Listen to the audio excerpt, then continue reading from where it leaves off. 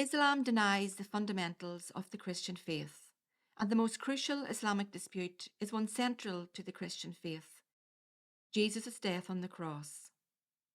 Today I will present the problems with the Islamic position, and next week I will conclude by setting out theologically why we can be sure that Jesus died on the cross and rose again 3 days later.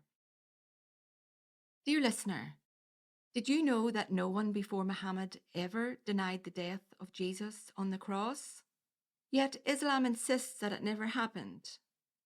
Its proof text for this is Surah 4, Ayah 157, which says this: They, that is the Jews, killed him not, nor crucified him, but it appeared so to them. The denial that Jesus died on the cross is based on this one ayah, and it is not clear. No wonder Islamic scholars contradict each other in their speculation as to whether or not Jesus was on the cross. Some say he was tortured on the cross, but before death, Allah took him into heaven. Others speculate that Allah put someone else on the cross. Some say that it was Judas.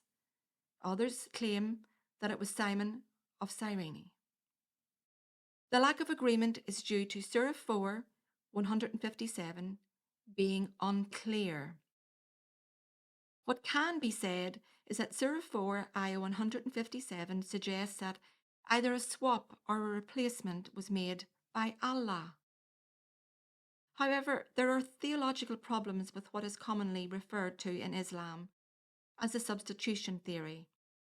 For example, the substitution theory contradicts Surahs 35:18 and 6:164, both of which state that no bearer of burdens shall bear the burden of another.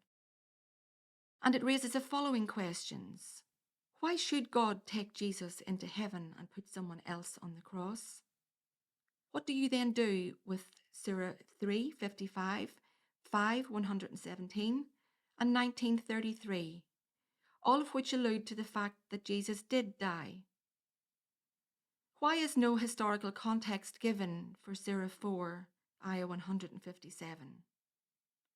Why is no reason offered as to why the Jews wanted to kill Jesus? Why is there no mention of witnesses? And why did Allah have to substitute Isa al-Masih on the cross? What does it say about Allah's justice? And why would an innocent be punished by Allah?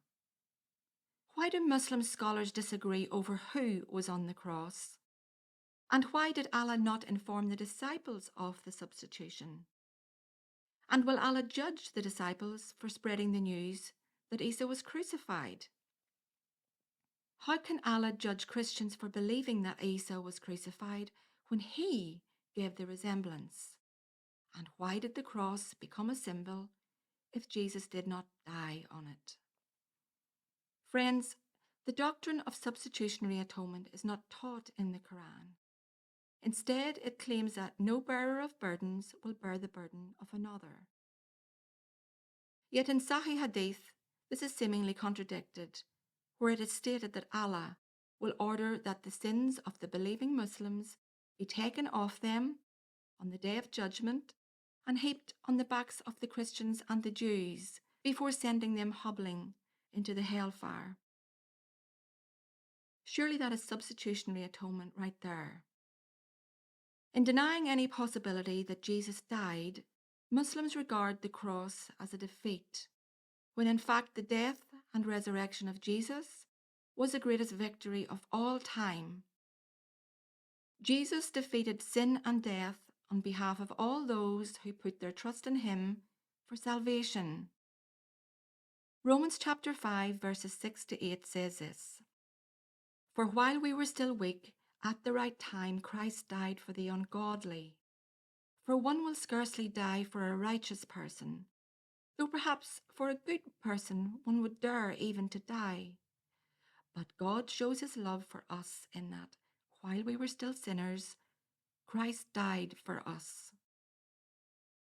Join us next week when we will examine prophecy in the Old Testament concerning Jesus' death and resurrection, as well as the testimony in the Gospel accounts, and externally both the Jewish and Roman historical records.